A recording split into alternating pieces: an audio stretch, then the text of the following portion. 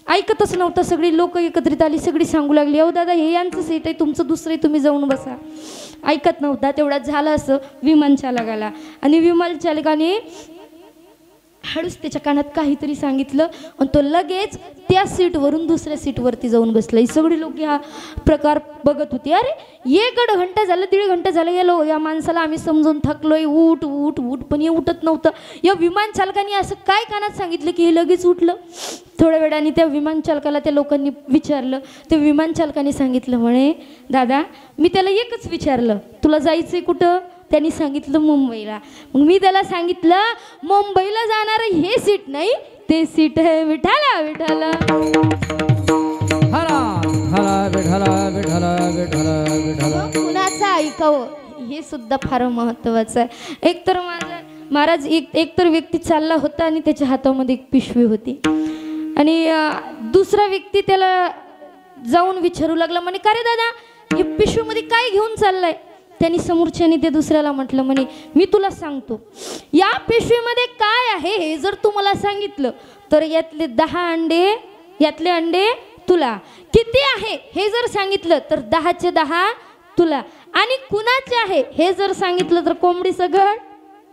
तरी समोरचा म्हणतो काही ऑप्शन आहे का? मराठी पेपरमध्ये ऑप्शन येतात ABCD, बरोबर ना? म्हणजे कुणाचं ऐकावं आणि कुणाचं ऐकू नये ह्या गोष्टी सुद्धा माणसाला कळायला पाहिजेत महाराज. आपण नको त्यांचं ऐकतो, पण संतांचं ऐकलं पाहिजे, कारण जीवांचं कल्याण करण्याकरता सज्जनाची संतांची संगत फार महत्त्वाची आहे. मी सुरुवातीला सुद्धा सांगितलं की संतान के संग लागरे तरी अच्छी बनेगी. संतांच्या संगतीत लागल्याने चांगलंच होतं महाराज. म्हणून संगत करत असताना चांगल्याची करावी आणि जीवनामध्ये ऐकत असताना संतांच्या काही गोष्टी लक्षात असावं, तसं लक्षात असताना जीवन जगावं. ते जीवन निश्चितच सार्थकी होतं महाराज. भगवंत चरणाशी जर आपण पोहोचायचं असेल तर संतांचं वाङ्मय आपल्यापर्यंत पोहोचलं पाहिजे. संतांचे काही जे शास्त्र नियमाने जे आपल्यापर्यंत जे गुण पोहोचलेले आहेत ते आपण श्रवण केले पाहिजे, ऐकले पाहिजे आणि त्यांचं आचरण आपल्यामध्ये आलं पाहिजे. म्हणून संतांची संगत फार महत्त्वाची आहे. असे जे भक्त असतात त्या भक्तांचा विषयच परमात्मा झालेला असतो. म्हणून ते तुमच्या आमच्यासारखी या प्रपंचाची ओढ करत नाही. आपण प्रपंचामध्ये असताना नको त्या व्यक्तींवर विश्वास ठेवतो. विश्वास फार महत्त्वाचा आहे. आपल्याला वाटतं की आपण ज्या व्यक्तीवरती विश्वास करतो खरोखर त्याचं आपल्यावरती प्रेम आहे.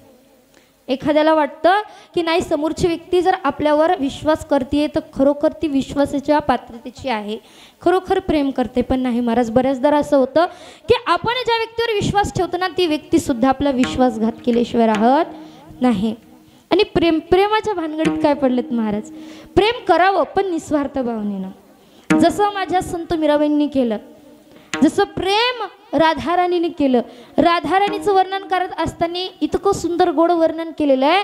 राधाराणीचं नावच असं आहे बघा, किती सुंदर आहे की आकार नाही, उकार नाही, विलांटी नाही, मात्रा नाही, पण काय आहे तिच्या अक्षरामध्ये, तिच्या नावामध्ये पहिल्या शब्दात ही का नाही आणि दुसऱ्या शब्दात सुद्धा का नाही, असं ती राधाराणी आहे.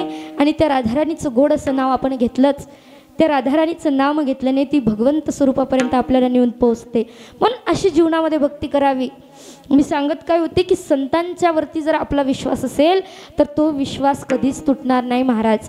आज एखादा मुलगा असेल, एखादी मुलगी असेल, प्रेम करत असेल, विश्वास ठेवत असेल, पण बऱ्याचदा होतं असं की त्या प्रेमामध्ये त्या विश्वासात सुद्धा तडा जातो, विश्वासघात होतो.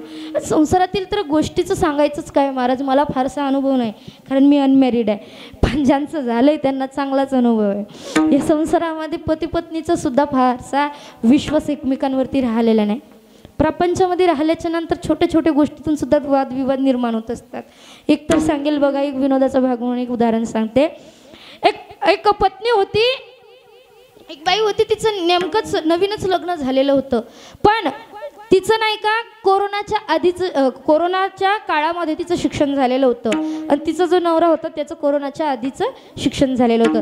ती होती कोरोनामधली 12वी पास आणि तो होता कोरोनाच्या आधीचा 10वी पास. ती 12वी पास होती पण तिला काही इतकं परफेक्ट इंग्लिश जमत नव्हतं. तो 10वीच पास होता पण त्याला थोडंफार जमत होतं. एक दिवस झालं असं की रात्रीचे 12-1 वाजले. रात्रीच्या 12-1 वाजेला त्याच्या मोबाईलवरती मेसेज वाजला आणि तो मेसेज वाचला, ही उठून गेली मोबाईल जवळ आणि तो मेसेजने वाचला होता ब्युटीफुल. आता एवढ्या रात्री एखाद्या आपल्या नवऱ्याच्या मोबाईलवर जर असा मेसेज एखाद्या बाईने वाचलं तर तिला राग नाही येणार का? महाराज इतका राग आला ना, इतका राग आला की गरम पाण्याची बकेट घेतली नवऱ्याच्या तोंडावर. तो तडकनी उठला. काय झालं म्हणे विचारू लागला. मला सांगा एवढ्या रात्री तुमच्या मोबाईलवर ब्युटीफुल मेसेज आहे कुणाचा? डोळे चोळत मोबाईल जवळ गेला आणि मोबाईल जवळ गेल्याच्या नंतर याने तो मेसेज पाहिला. तो मेसेज ब्युटीफुल नसून तो मेसेज होता बॅटरी फुल. कारण रात्रीपासून चार्जिंग लावला होता महाराज. म्हणून संसारामधला जर विषय केलात ना तर फारसा विश्वास राहिलेला नाही. एकतर आमच्या महाराज मंडळीतलंच उदाहरण सांगते बघा. महाराजांना आमच्या भागातलेच महाराजांना 2 कीर्तन होते एका दिवसाला. एक सकाळचं काल्याचं कीर्तन आणि एक रात्रीचं कीर्तन करून आले. आता 2 कीर्तन झाल्याच्या नंतर महाराज 2 नारळ आणि 2 शॉल बरोबर. महाराज घरी आले. महाराजांची पत्नी त्यांनी बॅग घेतली आणि आता कपडे धुवायला टाकायचे होते कारण नंतरच्या कीर्तनाला जायचं होतं. म्हणून बॅगची चेन उघडली, कपडे काढले आणि धुवायला टाकले. त्यामध्ये बॅगमध्ये 1 नारळ आणि 1 शॉल, 1 नारळ आणि 1 शॉल नव्हती. राग आलात ना महाराज. म्हणून किचन रूम मध्ये गेली, बेलनं घेतलं आणि जसं फेकून मारलं तसं महाराजच्या डोक्यात. महाराज चक्कर येऊनच पडलं. सांगायचं काय मला की विश्वास फार कमी लोक असे आहेत की ज्यांचा विश्वास आजपर्यंत टिकून आहे. पण संतांच्या पायी जर विश्वास असला तर तो कायम स्वरूपाने राहतो महाराज. अरे प्रेम करू नका या भानगडीत पडू नका किंवा प्रेम करू नका या मताची मी नाही आहे. प्रेम करा पण निस्वार्थ भावने. आणि ज्याच्यावरती प्रेम करत आहात तो त्या पात्रतेचा आहे का हे लक्षात घ्या. नाहीतर आजकाल लय वाईट प्रसंग चालू आहेत महाराज. आपण नको त्याच्यावरती प्रेम करतो. त्या ठिकाणी आमच्या बहिणी त्या आईवडिलांचा विचार न करता पडून जातात, वेगळ्या धर्मात जातात, वेगळ्या जातीच्या मुलाबरोबर लग्न करतात. पण आईवडिलांनी जी शिकवण दिलेली आहे, जे संस्कार दिलेले आहेत ते जपा. अरे आई वडिलांनी लहानाचं मोठं केलं, इतके कष्ट केलेले आहेत, त्यांनी आपल्याला जे संस्कार दिले, स्वतः फाटलेले कपडे घातली. वान को धोखा इंसान को क्या छोड़ेंगे, कसमें वादे प्यार वफा सब बातें हैं बातों का क्या, कसमें वादे प्यार वफा सब बातें हैं बातों का क्या, कसमें वादे प्यार वफा सब बातें हैं बातों का क्या. म्हणून कुणावरही विश्वास करत जाऊ नका. विश्वास करण्याआधी त्याची पात्रता, त्याचं कॅरेक्टर, त्याचं वागणं कसं आहे हे जरा थोडं सगळ्या गोष्टीचा विचार करत जा. पण सगळं लक्षात घ्या. बहिणींनो, मी तुम्हाला या ठिकाणी तुमची एक मोठी बहीण म्हणून, एक लहान बहीण म्हणून सांगेल की खरंच जीवनामध्ये असं काहीतरी कर्तृत्ववान जीवन जगा. आपण एक स्त्री नाही, एक स्त्री म्हणून नाही, तर एक झाशी म्हणून जगा, एक जिजा म्हणून जगा. आज कित्येक स्त्रिया, आज प्रत्येक क्षेत्रामध्ये स्त्रिया समोर आहेत, महाराज पुढे आहेत. आणि आपल्याला तर आता 50% आरक्षण भेटलेलं आहे. लाडल्या बहिणी सुद्धा आहोत आपण. अजून काय लागतंय? असं असताना खरंच मी सांगेल की आपलं पाऊल वाईट पडू देऊ नका, चांगलं पाऊल पडू द्या, चांगलं कर्तृत्ववान व्हा की आईवडिलांचं नाव आपल्या नावापासून ओळखलं गेलं पाहिजे. असं काहीतरी बनवून दाखवा महाराज. मी एवढंच सांगेल. या ठिकाणी ज्या भगवंताची आपण भक्ती करतो तो भगवंत इतका दयाळू आहे, इतका सुंदर तो परमात्मा आहे की किती पापी असू द्या त्याचा उद्धार करतो. त्याची दया तो करत असतो. फक्त त्याच्या नाम जपाने तो सगळं काही विसरून जातो महाराज. इतका दयाळू तो परमात्मा आहे.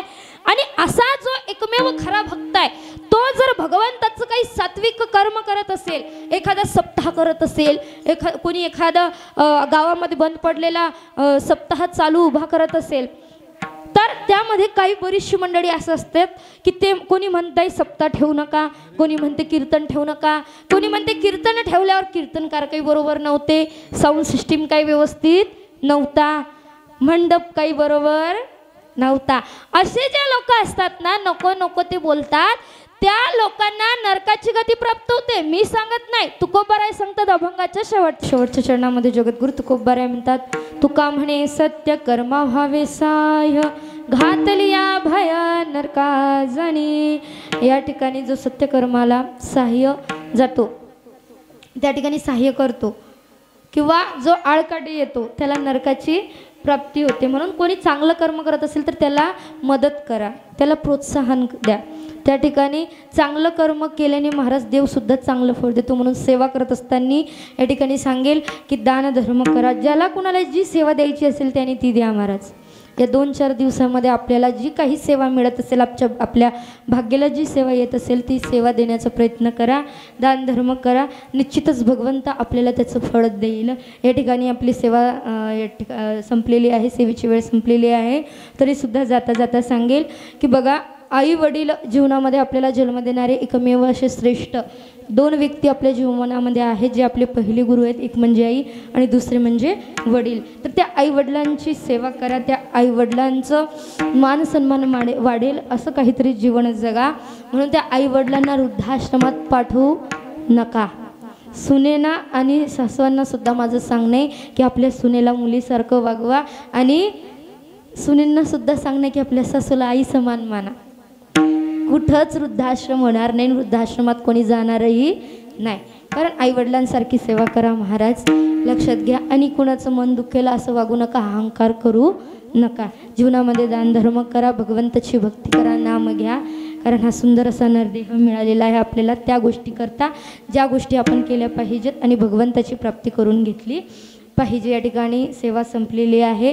ही सेवा सर्वांच्या चरणाशी समर्पित करून, आईवडिलांच्या चरणाशी ही सेवा समर्पित करून, गुरुवर्यांच्या चरणाशी ही सेवा समर्पित करून, आई जगदंबेच्या चरणाशी ही सेवा समर्पित करून, समर्थ सद्गुरू गजानन महाराज यांच्या चरणाशी ही सेवा समर्पित करून, तुका म्हणे सेवा समर्पुनी पायी झालं उत्तराई ठावी असो। काही चुकलं असेल तर माझं मला माफ करा, माझ्या बुद्धीचे दोष समजून। मी नेहमीच सांगत असते, आजही सांगेल, जर तुम्हाला एक मुलगी असेल माता माऊल्यांनो तर मला दुसरी समजा पण चुकलं असेल तर माफ करा।